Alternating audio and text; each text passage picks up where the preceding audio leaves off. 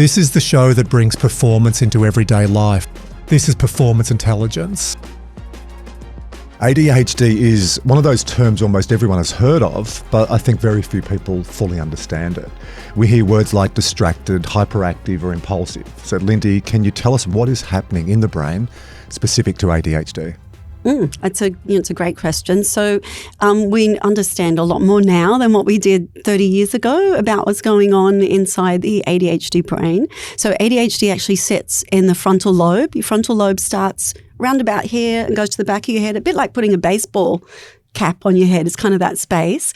And there's a little area just around your eyebrows here called the prefrontal cortex.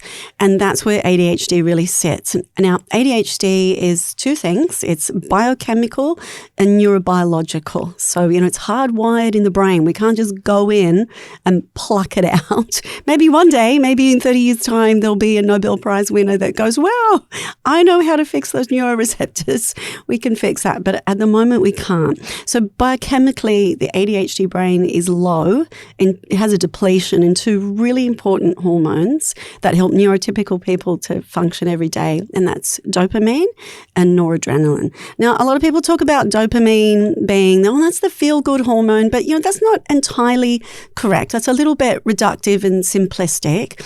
Dopamine is actually the hormone that motivates you. When you get up in the morning, if you're like, oh, I don't want to get up, I don't want to do anything, and you just sloth around the house. This morning. I was like, not you? I'm seeing Lindy. We're going to talk about ADHD and really get to the bottom of it. So I was motivated today. Cool. So dopamine gets me up in the morning, goes, right, get showered, get dressed, have breakfast. I want to do this, and this.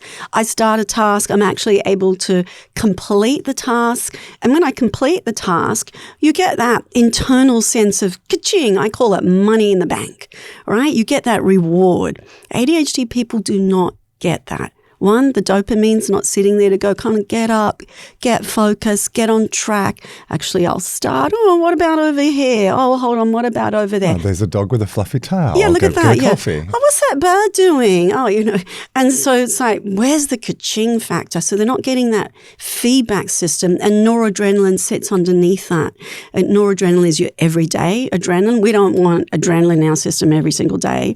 That leads to adrenal fatigue. That's not good. But we want noradrenaline in our system every day. It's like a watered down, a diluted adrenaline. It seems there's right? a much bigger prevalence of ADHD now. We look at global data suggesting 1 in 20 people are navigating ADHD traits. The ADHD Foundation, which you're on the board of, states that 3 to 5% of Australian adults have ADHD, which means more than around 1 million Australians. Talking to a friend of mine, a psychologist, Jackie Lauder, who works across sport in Australia and in private clinic, she's seen some research recently that shows athletes have a 5 to 10x diagnosis of ADHD. Yeah. Are we seeing more people because of society and technology and what we're doing, or are we better at talking about it and diagnosing it? Well, it's $1 million question, and I'm going to go out on a limb and say it's both, right? Because if I get a 35-year-old that comes into session and we go through that whole process and I'm like, I think this is what I'm seeing here. Would you like to go off for formal psychiatric diagnosis? If they've got a 10-year-old child, if they've got a 65-year-old dad, suddenly a good clinician will be asking, tell me about their history. Tell me about your mum and dad. Was anyone ever on time, always running late? Or was anyone ever losing jobs or changing jobs every single, oh yeah, that was dad. Tell me about your 10-year-old. How's he going at school? Feels a bit like therapy at the moment. Sorry, I don't mean to be invasive. and so suddenly we get 3 generations being diagnosed, right? So there's that going on. Now that's a good thing because I love transgenerational diagnosis because what that means for me is dialogue. 35-year-old son can talk to 65-year-old dad, can talk to 10-year-old son. And they can actually start supporting each other through a cross-generational dialogue, which is a supportive community experience. There's definitely a genetic predisposition to Absolutely. this. ADHD is genetic. The gene has been isolated. It's got a name, so just a bunch of numbers. So it's there. But there's also a new scope of work that is unfolding that is talking about environmental influences. And we don't fully understand that just yet. And I guess that's going to come out in the next few decades. decades to come. Things around, heavy metals, around radiation, and how that's, epigenetics, how our environment is impacting our system. It's got to be, because if I look at exposure theory, when you were first exposed to technology, I got my first mobile phone at 21. Yeah. We look at kids now, and I get this, they're tech savvy at a young age. Yeah, absolutely. They're always walking around with mobile phones. But obviously wiring the brain up in a very different way to what you and I had when we were growing up. And I just want to circle back to that, if that's okay for a bit. So we're talking about the biochemistry of ADHD, but there's also neurobiological factors. There's actually structural differences. They've looked very closely into the frontal lobes and prefrontal cortex of people that live with ADHD. And they're looking at things at like the neuroreceptors, where they actually sit. Perhaps they're positioned in slightly unhelpful places, or perhaps there's less of them, or the ones that are there are not. If you imagine at the end of the neuroreceptor, there's like a little vacuum cleaner that sucks up the dopamine that helps to disperse it through the brain, so it's not just free floating in the prefrontal cortex. Perhaps that those little vacuum cleaners, they're a bit sluggish. We're not entirely sure, but we know there's structural and biochemical differences in the ADHD brain. You talk about the ADHD cake. I love that. Can you talk us through the layering? Because when I first heard you talk about that, I went, it really helps to understand. So for me, some of the people in my world, some family members around ADHD and neurodiversity, a lot of athletes I work with, as I was mentioning that stat from Jackie before, a much higher propensity. I also think a bunch of CEOs, execs and entrepreneurs as high performance. So talk to us about that ADHD cake. Yeah, well, when I sit with ADHD people, sometimes I get that sense that they like to blame everything on their ADHD. And I think, again, that's a bit oversimplistic. It's not helpful for them, because we're more than just one thing. We're not, I don't identify just as Lindy, the wife. I'm a mother. I'm a daughter. I'm a friend. I'm an ex-homeschooler. I'm a clinician. I'm many things that forms my identity pie. So it makes sense for me that your ADHD has an identity pie. So I always draw a cake on my whiteboard in my room with my clients, and we put neurobiology, ADHD, down the bottom. It's sitting there. It's a genetically driven part of their life. But also what sits, right next door to that is trauma. The ADHD brain's often talked about as a sensitive brain. Irritants get in and irritate it, and we have big reactions, and they can last longer than what we'd like them to. But trauma brains are also sensitive. Now, ADHD people, because of low dopamine, tend to be risk takers, which is why you see them showing up as CEOs and high-performance athletes and creative artists, because they love risk to increase dopamine, right? That's self-medication. So they end up in more trauma-laden circumstances. So ADHD people have higher levels of trauma. Now then, if you've got a mum or dad genetically who's got ADHD, then they're dysregulated as well. Now, where do we learn self-soothing and self-calming? From mum or dad. But if mum's got ADHD, 5-year-old James is kicking off in the kitchen because he doesn't want to eat his breakfast and he's throwing it around. What happens to mum? She kicks off because her ADHD brain's not coping at 7:30 in the morning. So you can see we've got neurobiology, trauma, and family of origin forces all influencing each other to inform the ADHD identity. So it's much more complex than just, I've got ADHD, that's it. So when you're saying the genetic predisposition, that's that neurobiology. Yes. And then what happens to you in life, and we talk about trauma, capital T, little t, but we all have events and we process events differently. And then that environment's fascinating, isn't it? Yes. Well, your family of origin, your internal working models that you gather as a child by viewing mum and dad and by modelling yourself off them for, 10, 15 years as you emerge. Is that why I find myself saying stuff to my kids now? Bring that here or else. And I used to say to my father, or else what? Finish the sentence, Trev. Come here, you little smart ass. It hurts. Looking back, it hurts, doesn't it? Yeah. And I really want to explore the challenging side of ADHD, because we do hear, and we will talk about that in part 2 of this episode, how you can use it as a superpower. But I don't just want to skip over it, because it is challenging for a lot of people, challenging for career, challenging for relationships, challenging in the workplace. So can you talk to us about that really challenging side of ADHD. Yeah. Well, thank you for that. And as I just sat here with you, genuinely, in my mind, I just cast back and think of all the clients I've worked with over 16 years, hundreds of ADHD and ASD clients, and to honour them, it feels right to just stop and take a minute to say many of these people have walked in very hurt, very damaged from their own actions, damaged from how they've hurt other people in their lives, whether it's a marriage, a relationship with a child, a business partnership,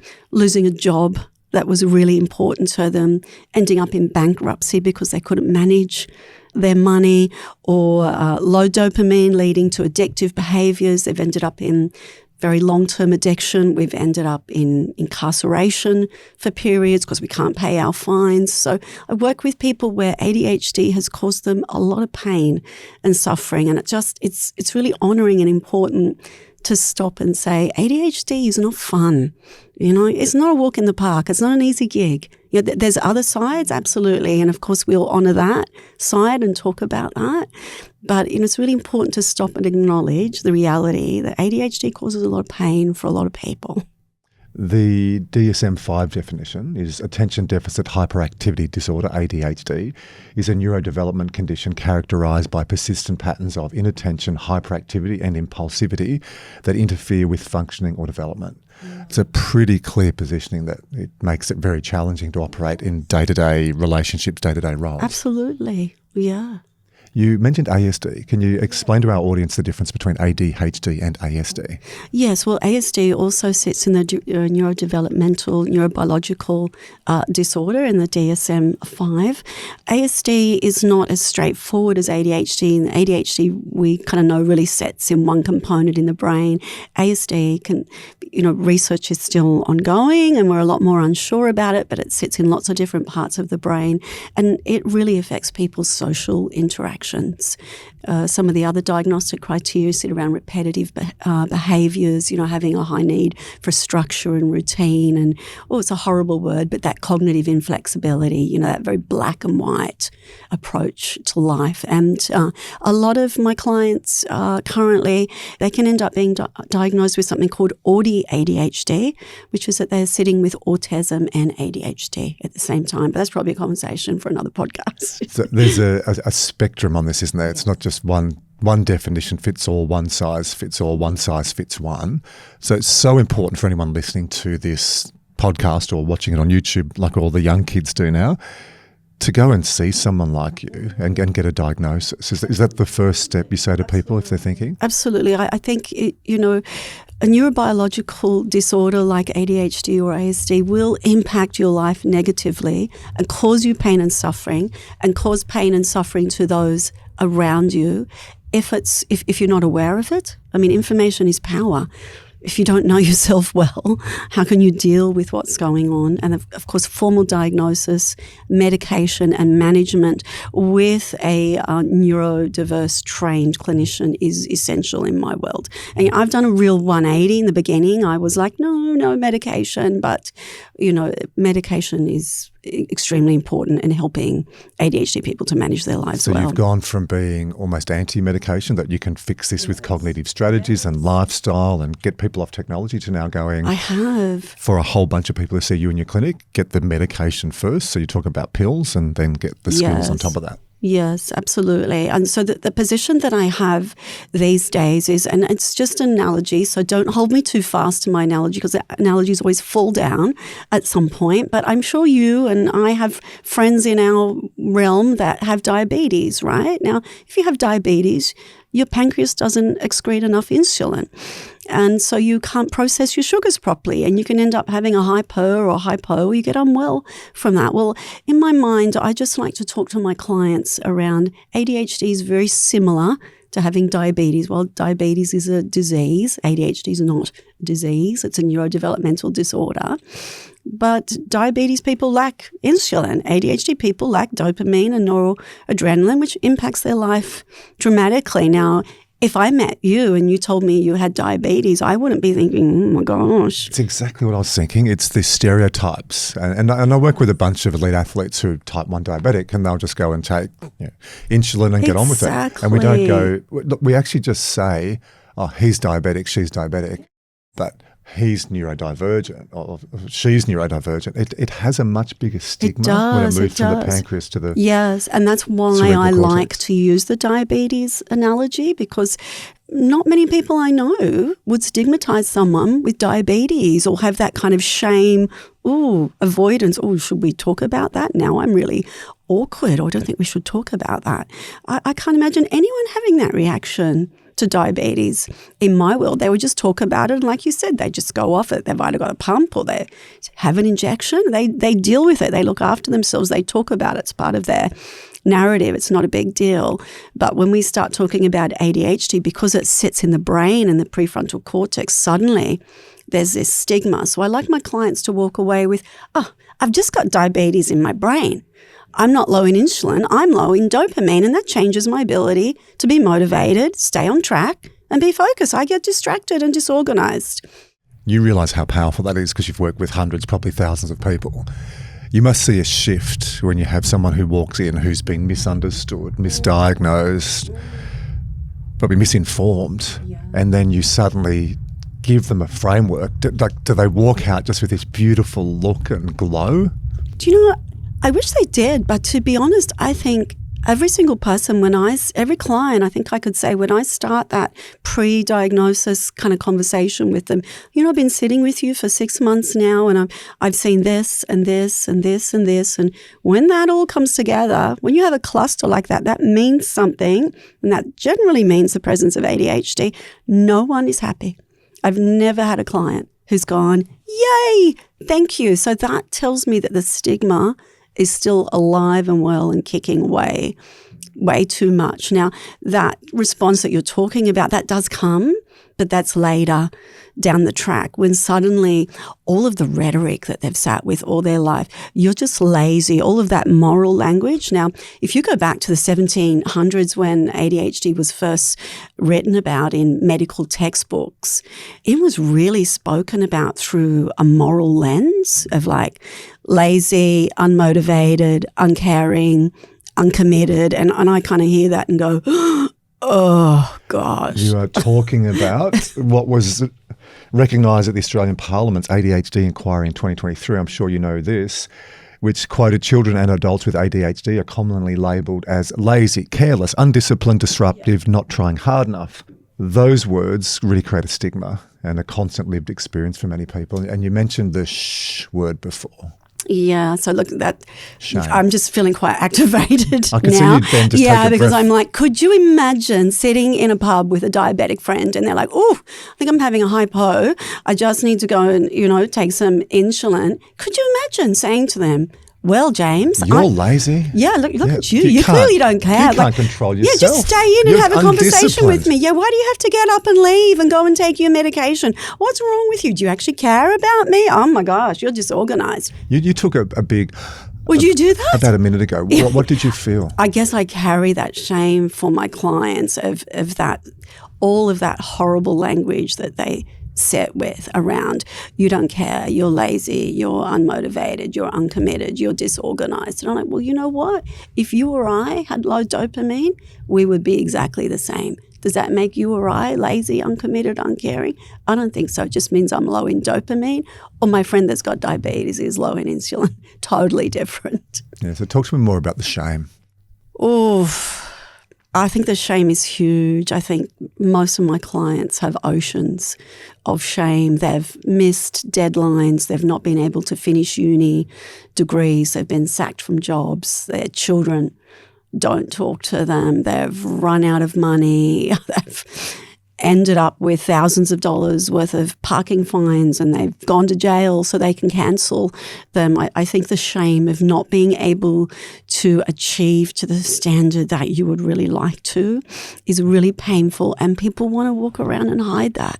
I don't want you to see my failures. I don't want to talk about them. I don't want them to be known, when I think of that, I don't walk around like that. Okay, when I do something wrong, I want to hide it. I don't want to talk about with you the things that I do wrong all the time. But what if I do something wrong or difficult or less than who I want to be 10 times a day?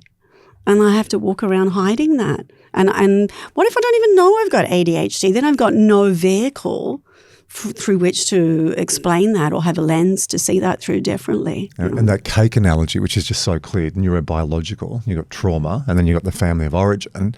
If you add shame to that, that's like a backpack weighed down with 20 kilos that you're just dragging through the day. Yeah, so that's why I'm so proactive about diagnosis, formal diagnosis, not just Google diagnosis, formal diagnosis with a psychiatrist, and medication, because if you've got a broken leg and it's hurting and you don't do anything about it, you actually don't know what's going on, and it's going to change the way you function. You won't be able to run. That diagnosis, and we mentioned before we pressed record, there's a spectrum, and as I mentioned, there's a family member who's recently gone through diagnosis and told it's more mild and can be managed with behaviour and awareness rather than medication. And it was even interesting for me going through that process. I had some labels around it. What happens if they do take medication? What does that mean? Will people judge? Yeah. Well, I guess there's a lot of rhetoric out there about, amphetamines, that's speed, isn't that addictive? And look, all of the research shows that it's actually not. Amphetamines actually go into and leave the body quite quickly. And, the joy, the relief that amphetamines bring to ADHD people, so many of my clients go, oh my gosh, Lindy, is this what your world is like? You don't have all this you don't have the going on in your head. Do I do that? Do I do that? Well, hold on, I'm running late. What's that? You don't have that going on? No, I don't. It's like someone's turned the volume down in my head. I can think. I can stay on track. I'm not distracted. Why didn't someone tell me this 30 years ago? And I kind of go, ouch, but yay. It's a clinical diagnosis, ADHD, start taking medication. A lot of those medications are amphetamine based. Yes. And then that just helps stabilize the neurochemistry, the dopamine, the norepinephrine. Then the brain is actually working. So when we talk about that front part of the brain, the prefrontal cortex is for decision making, it's rational thinking, it's big picture, looking at the view, interaction with others. The back of the brain is that survival brain, short, sharp, immediate, fear, reaction, survival. So you're really helping people shift to different parts of the brain and hold it. Yeah. Well, suddenly I've got the chemicals I need that allow me to access all of these different intelligences that ADHD people have. I haven't met an ADHD person yet who doesn't have a really sharp toolbox of special intelligences. I mean, I think the research shows that most ADHD people sit in an above average IQ. So ADHD's got nothing to do with intelligence. I think a lot of people think that it does, that it means, you're not as dumb or you're not as smart. In fact, it's the absolute opposite. The vast majority of ADHD people have very high IQs, but the way that I like to talk about that with my clients is it's kind of inaccessible to you. You can't use it. It's a bit of a moot point. It's sitting there, but because of all this stuff going on in the front of your brain, you can't access it. So you need amphetamines so you can pick up your dopamine and your adrenaline or your noradrenaline so you can access all this wonderful creativity that you've got here. So pills help build skills. Right? And we're saying diagnosis. I don't want any of our corporate clients to think they just go get amphetamines and that's going to help. No, we don't support people taking amphetamines just for the sake of it, just for the joy. When there's a or depletion in dopamine and noradrenaline, that's when amphetamines are useful. Isn't it interesting with drugs how the shift now, like you look at microdosing of ecstasy and you look at amphetamines as well, is now being used with the right dose for medication. It's interesting how it's evolved. Why are you so passionate about this topic? What in your history, upbringing, homeschooling, education of 5 kids, was there a crucible moment where you just went, right, this is my life calling, this is the work that I am put on this planet to do? Yeah, absolutely not. So absolutely not. So that was an anticlimax, wasn't it? No, I just opened my practice and it was clearly that I'm a person of faith and God just kept bringing ADHD people to my door nonstop. So you homeschooled which we'll talk about in the next episode in more detail. Then you studied during that, and then you just opened a clinic, and ADHD came to you rather than the other way around. Absolutely. I did nothing. There was a greater power organising the chess pieces on the board that had nothing to do with me. So much so that I started to doubt myself. I had a little bit of a crisis. I went, oh, there's something wrong with me. I'm overseeing ADHD everywhere. And I went after my supervisor, what's going on with me? Have I got a problem? I'm just seeing ADHD and ASD everywhere, but clearly there was a higher power much greater than me that had a purpose set up for me that was far outside of me and my design for life that just kept bringing these people to my door non-stop. And so my skill set just grew rapidly. I had to go off and do training, reading, skill myself up, and I did. And before I knew it, I became an advocate and proponent for ADHD people and ASD people. You're a little bit passionate about it, aren't you? A little bit, just a little bit, yeah. We mentioned as well, or you mentioned, this can be a superpower, it can be a strength. So I'd like to introduce that through a performance intelligence lens. So someone who has struggled all their life and people who are high on that spectrum or diagnosis take medication, then they see the world in a whole different way. Like you said, some of your clients. So have you got a story, or can you give us an example without mentioning the exact person, where you've supported someone to channel this from a backpack weighing them down to being a superpower?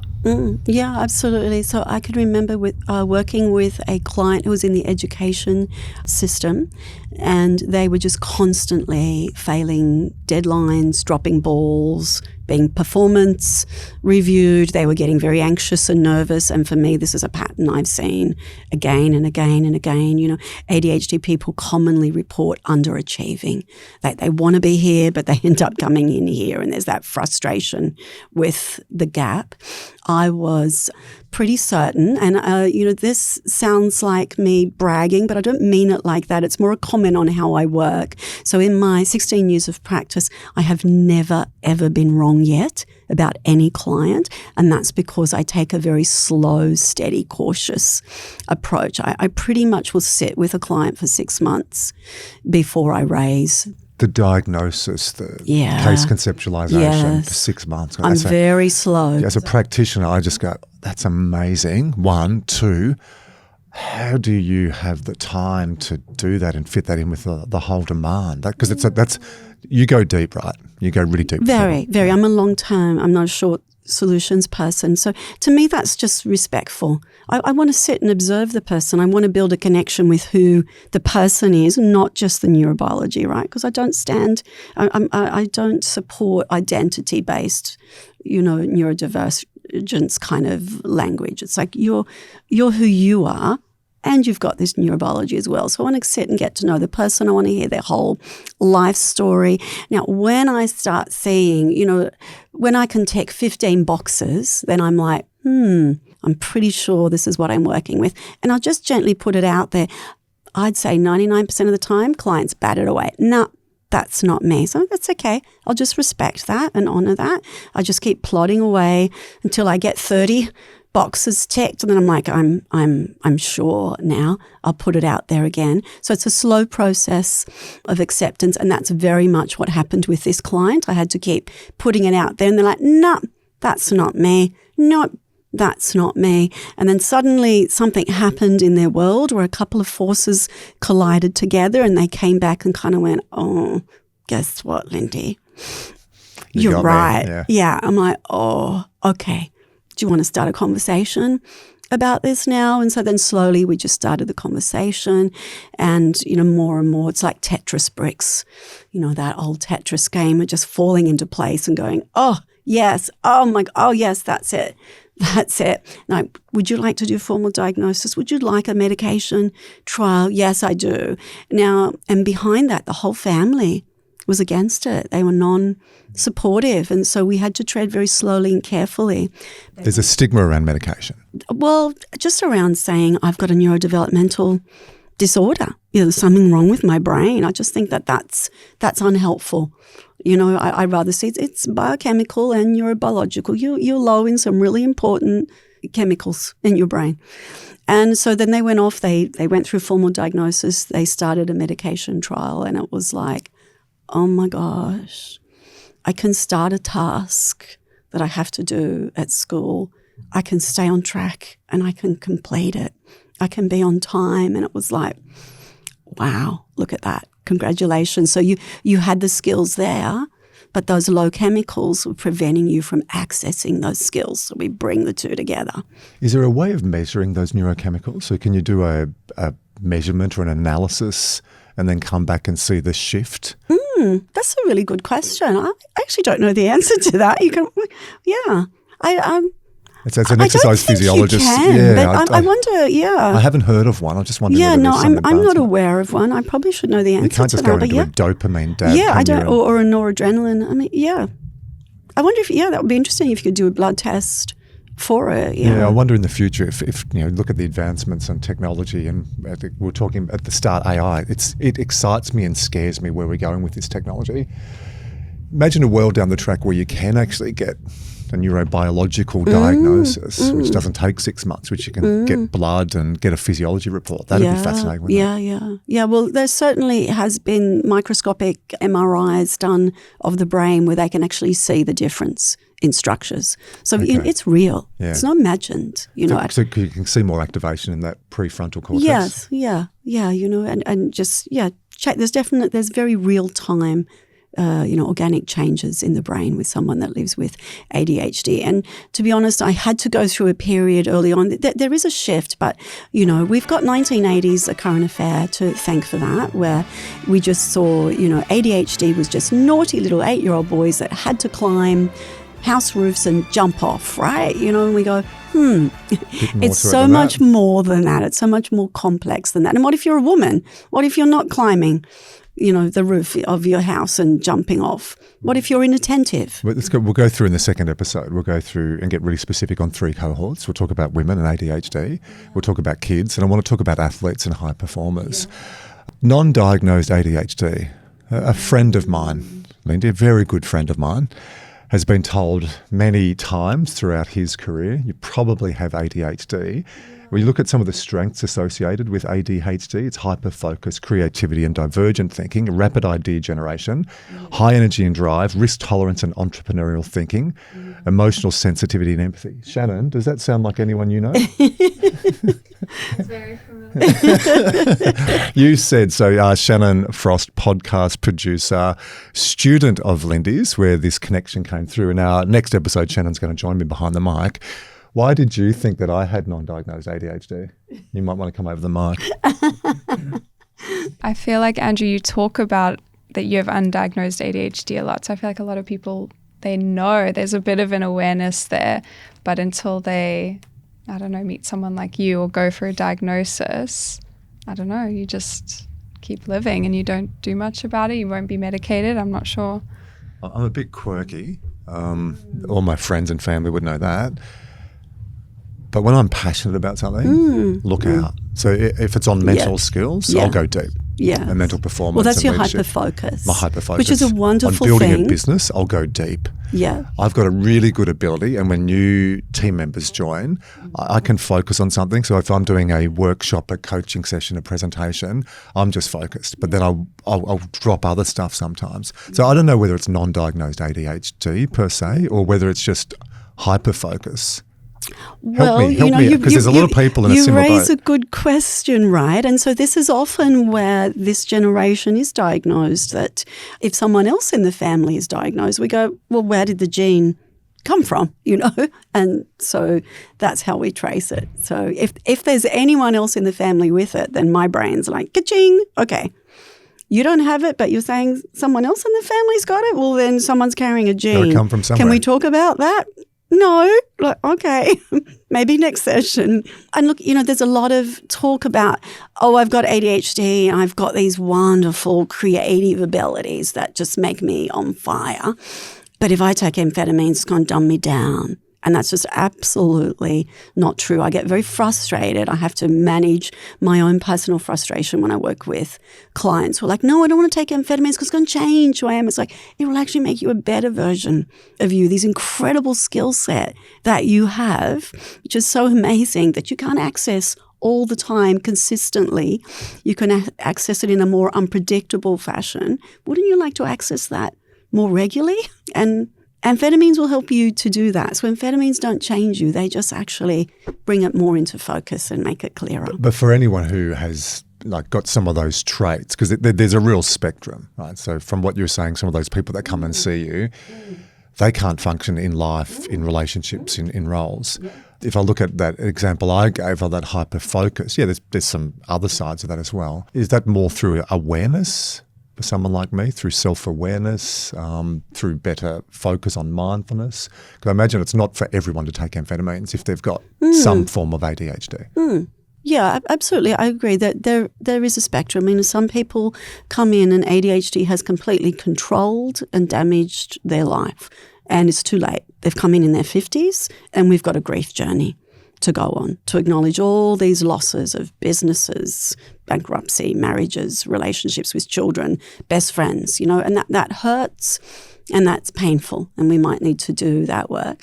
Some people come in, they have an awareness that something's just not quite right for them, but they've actually been able to build their own management techniques and strategies and build them in a really beautiful way so as to manage their ADHD on their own incredibly well. And so some people can just do that. I guess mum or dad may have modelled that. Mum or dad might be carrying ADHD and they've modelled really good management techniques and strategies, and so children have observed that. So that's great. And then you've got all the way down the other end, and then you've got in the middle. Now, on top of that, if you don't mind talking about this for a moment, there's 3 different types of ADHD. So type 1 is hyperactive. Type 2 is inattentive, and type 3 is the combo. So type 1, hyperactive, tends to be males, but we do have females. Type 2, inattentive, tends to be females, but we do have some males. And the most common type is the combo, where we flip from being hyperactive to inattentive. So I'm running around busy, doing 100 different things all at once, very distracted, can't stay focused, can't stay on track. And then suddenly I'm staring out the window for 3 hours and I'm absolutely sure that 15 minutes has passed. You're like, no, 3 hours passed. And, that's that ADHD brain is time blind. And so I think flipping from hyperactive to inattentive, that's hard work. Yeah, that could almost, I imagine some of my ADHD clients have talked about it feels like a bipolar almost experience. I'm really high and I'm really low. That must be really, really challenging. Well, and I think the stats sit at that's about 50% of the ADHD community live with a combo.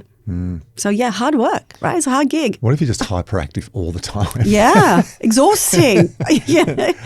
Well, I can switch off. So it'd be interesting. How do you find out? What's the diagnosis? So for myself, if I really want to dig into that, or for our audience, because you're saying you sit with your clients for up to 6 months, what is the diagnosis though around positioning where people are with ADHD on the scale or not? Yes. So, certainly for me, I'm the coalface. I'm the gatekeeper. People come in to see me because of dysfunction in their life, or something's hurting them, or they're hurting others, and I observe and I take note and I start that conversation. But to formally diagnose in Australia, thank goodness you have to be a medically trained psychiatrist. So then I start that conversation.